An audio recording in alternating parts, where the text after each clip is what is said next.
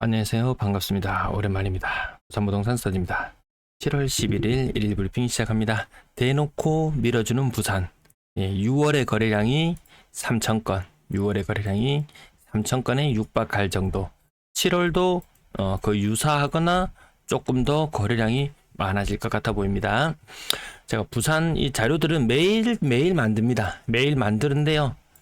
PPT까지는 제가 6월 28일 날 PPT를 한번 만들었다가 그때도 자료만 만들어 놓고 방송을 찍어야지 했는데 찍지는 못했네요. 영상 앞부분에 대한 그 시장 분위기는 제가 그래도 계속 짚어 드리는데요. 대구 방송도 사실 제가 좀 게으름을 피우다가 매번 찍지는 못하고 하다가 그래도 제가 흐름을 놓쳐서는 안 되겠다 싶어 가지고 대구 방송 하나는 그래도 매일 영상을 올리긴 합니다. 영상 앞부분에서 시장에 대한 그 뉴스나 이런 것들 취합해서 말씀드리니까 제가 부산 방송을 매일 못하더라도 여기 대구 부동산 스터디라는 채널을 찾아오셔서 영상 앞부분에 대한 것만 들으셔도 분위기는 비슷하게 흘러간다는 거 아실 것 같습니다. 자, 서울 아파트 거래량 6월의 거래량이 10,000건 넘어갔죠. 지금 이 정도 분위기면 최종적으로 1,500건 정도 나올 걸로 보입니다. 이게 문제였죠. 이게 6.27 대책을 불러일으킨 원인이었습니다.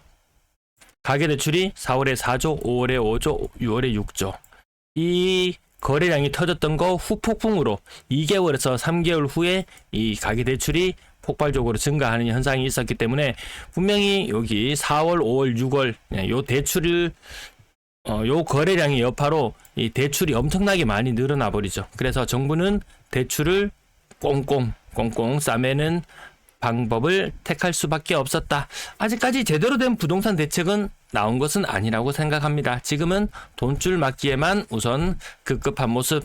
이창용 총재님께서 말씀하십니다. 집값부터 잡는다. 기준금리 동결해버렸습니다. 그래서 기준금리는 2.5%, 시중 대출 금리는 4.2% 정도 되는 걸로 보여집니다. 금리 5% 넘어갔을 때 사람들 죽는다고 아우성이었죠. 4% 금리도 사실 만만한 금리는 아닙니다. 앞으로 어떤 것을 좀 경계해야 되는가? 네, 지금은 수도권 때려잡기에 혈안이 되어 있지만 전체적으로 가계부채가 늘지 않았던 시기 2022년 전국적으로 가계부채가 8.7조 감소했습니다. 그럼에도 불구하고 주담대는 매달 2조씩 정도 늘어납니다. 이거 정책자금이 투입되는 부분이거든요. 아마 정책자금을 더 틀어막는 방법으로 간다면 전체적으로 가계부채도 줄일 수 있을 것이고 민간에서 들어오는 돈들도 부동산으로 흘러 들어오는 돈들도 더 막을 수 있을 것이다. 올해 초만 하더라도 연간 대출, 가계대출 이만큼 늘리려고 작정을 하고 있었습니다. 70조. 가계부채 1900조에서 여기 GDP 성장률 플러스 물가 상승률 해가지고 한 70조 정도 풀려고 작정하고 있었는데 6.27 대책이 발표가 나오면서 가계대출 막아. 은행 너희 한 10조는 하지마. 정책자금 우리도 한 10조 줄일게 해서 70조에서 50조 규모 수준으로 부동산에 투입되는 돈이 그만큼 줄어들게 됩니다. 그래도 결코 적은 돈은 아닙니다. 이 상태로만 늘어나도 가계부채는 폭발, 자영업은 폭망, 이 공식은 계속 성립하거든요. 자, 23년도 같은 22년도 혹은 23년도 부동산 시장 다 죽어가던 그 시기에 특례보금자리론 40조 풀었죠. 특례보금자리론 40조 풀었음에도 불구하고 가계대출은 이렇습니다. 만약에 특례보금자리론을 안 풀었다면 가계대출 마이너스는 증가치는 아마 22년도보다 23년도에 가계대출이 더 많이 줄어들었을 거예요. 그 상태로 23년 부동산은 아니네 라고 생각하고 24년 지금 25년까지 흘러 들어왔다면 가계부채는 1800조 지금 1900 한 50조 되나요? 1800조 수준까지 떨어지고 그나마 좀 이제 사람들이 돈을 조금 쓸 수 있는 여유가 생길 수 있는 상태로 갔을 텐데 가계부채 늘려왔던 것 과연 정부는 어떤 스탠스를 취할지 더 지켜봐야 되겠습니다. 자, 부산 분위기가 좋아지고 있음에도 불구하고 주간 실거래 지수는 이 모양 이 꼴입니다. 아직까지 마이너스입니다. 네, 가격 높은 것들은 비싼 것들은 5% 정도 상승 연간 23년 이후로 23년 반등이 일어났던 이후로 23년 한 3월 혹은 5월부터 지금까지 한 2년을 복귀해 본다면요. 인기 있는 곳들은 아주 비싼 아파트 있는 곳들은 연간 5% 상승. 그 아래 단으로 한 6억대, 7억대 되면 한 3% 정도 상승. 한 6억대. 그 다음에 뭐 또 한 4억대 밑으로는 요는 가격 거의 비슷한 그런 상태일 거고요. 3억 밑으로 내려오면 가격이 마이너스가 더 낮는 경우들이 있었습니다. 투자하려면 그래도 이거 이상은 돼야 안 되겠습니까? 근데 은행 대출금리가 4% 넘어가요. 아니, 부동산에서 3에서 5% 수익률을 얻기 위해서 4% 대출을 땡긴다? 정말 있는 자들의 영역이지 돈 많이 땡겨가지고 할 그런 상황까지는 아닌 것 같더라. 자, 부산의 매도 물량 62,000개, 많았을 때 대비 2,000개 정도 줄어 있는 상태. 월세 물량과 전세 물량은 계속해서 감소해 나가고, 전세 많이 줄어서 난리 났는 것 같지만 전세 거래량도 같이 줄고 있는 부분도 한번 생각해 볼 필요는 있겠습니다. 시장에 한 9,000개 정도 매물이 있으면은 넉넉하다 이런 느낌일 텐데 확실히 물량이 많이 줄어든 것은 맞다. 부산 아파트 거래량 3,000건에 육박하려고 합니다. 3,000이라는 숫자를 마지막으로 본 것이 언젠가요? 21년. 아니 3,000까지는 그때까지는 아니지만 21년 그 뜨거웠던 끝자락의 거래량이 3,000건이 넘었었는데요. 다시 3,000건을 향해서 올라가고 있습니다. 7월의 거래량도 얼추 3,000건 정도 수준, 요 정도 수준까지 올라오겠네요. 많이 뜨거웠던, 서울은 맞죠. 이게 10,000건이 넘어간다 그러면 과거에 뭐 14,000건, 15,000건 그런 시절이 있었으니까 이런데 지방의 한계는 부동산 가격이 22년도 폭락한 이후에 반등하면서 옥석이 가려져 버렸죠. 지방은 한계가 있구나. 자, 부산의 거래량 아무튼 3,000건에 육박하는 거래량이 나올 것으로 예측이 되고, 지금 7월달 거래량도 이 3,000건 나오는 거는 부산이 엄청 뭐 떠서 그렇다기보다는 서울 거래량, 거기에 발맞춰서 대구도 2,400건 정도 거래량이 나왔거든요.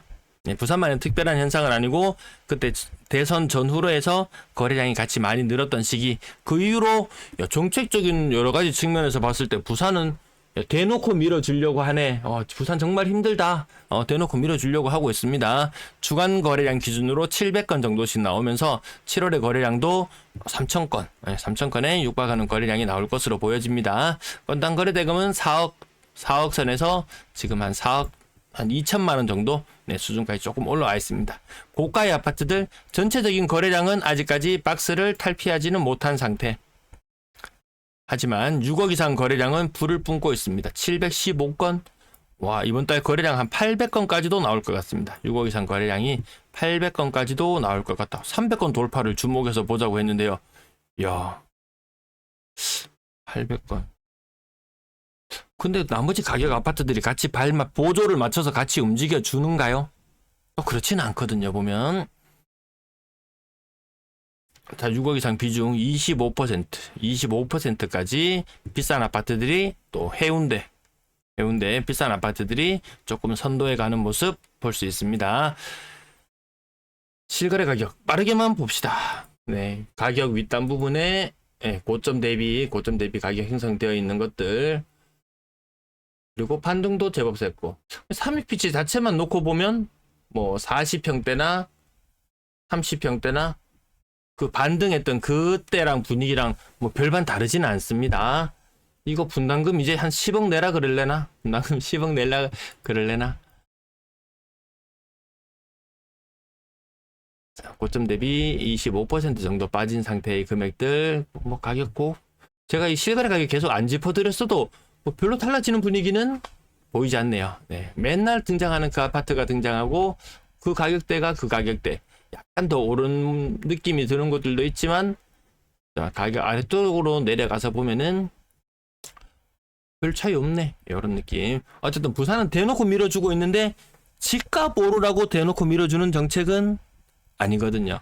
자, 그 627 대책 후속으로 어떤 대책이 나오느냐에 따라서 시장의 항변은 갈리겠지만, 내 한 집 살 집 하나를 가지고 있는데 또 투자로 뭔가를 한다, 이렇게 할 시장은 저는 아직까지 계속 아니라고 생각합니다. 이 투자 수익률이 그렇게 높지 않습니다. 따져놓고 보면 지난 2년간 제일 잘 나갔던 게 10%. 지난 2년간 비트코인이 23년 1월 달에 비트코인이 2만 불이었거든요. 지금 11만 5천 불. 이더리움이 1000불이었던 게 지금 3000불.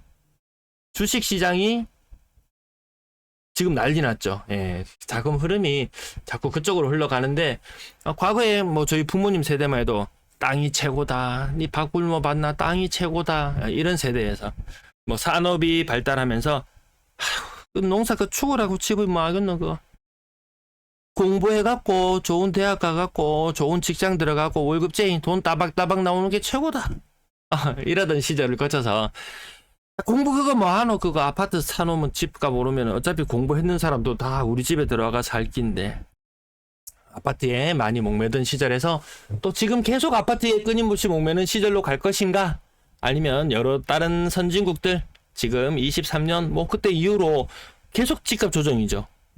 대다수의 다른 선진국들이 그때 이후로 계속 집값 조정인데 우리만 반짝 반등이 좀 굉장히 수도권, 그것도 수도권 위주로 반짝 반등이 굉장히 셌었고, 또 이제 수도권이 억누르기 시작하니까 수도권은 또 한풀 꺾이는 느낌이 들고요. 지방시장의 흐름은 뭐 세계적인 그 흐름과 거의 맥을 비슷하게 했다. 오히려 그거보다는 조금 더 나았던 것 같기도 하고요. 아무튼 자금의 흐름이 부동산으로 계속 가는 그런 모습일 것이냐, 아니면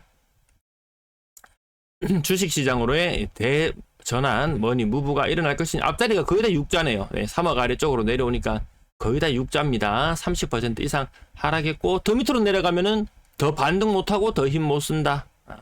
아무튼 뭐 얼죽신이니 뭐니 유행 따라갈 필요 굳이 없는 것 같습니다. 네, 살집 한 채 크게 부담되지 않는 선에서, 가급적이면 정책자금 대출 이런 거 활용하는 선에서 이루어졌으면 좋겠습니다. 한국 뭐 주거용 부동산 가치가 다 합치면 한 7천조 정도, 여러 가지 추산이 많은데요, 한 7천조 정도.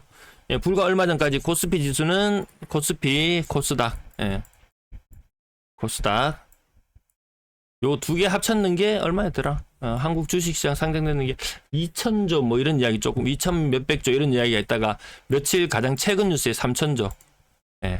이게 부동산과 이 금융자산 요런 비율이 우리나라 한국 사람들이 자산 요 비중하고 비슷하지 않습니까? 요게 좀 떨어지고 요게 좀 떨어지고 요게 좀 올라가면은 선진국형 자산 구조 저절로 만들어지지 않을까 싶은데요. 아무튼 부동산에서는 큰 수익률, 뭐 또 댓글에 와가지고 또 하시는 분들이 있으시면은 얼마든지 하시라고 저는 말리진 않습니다.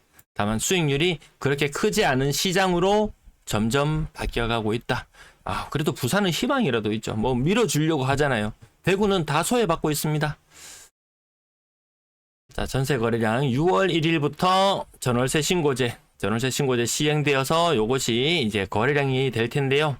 한 2,700건대의 거래량이 나온다. 빨로파. 2년 전보다 거래량이 뭐 10%, 15% 정도 적은 수준. 전월세 비중 저절로 전세의 월세화가 막 진행되는 느낌입니다. 대구는 요게 5월 달에 0.89대 1입니다. 전세 사는 사람보다 월세 사는 사람 비중이 더 높아 버렸어요.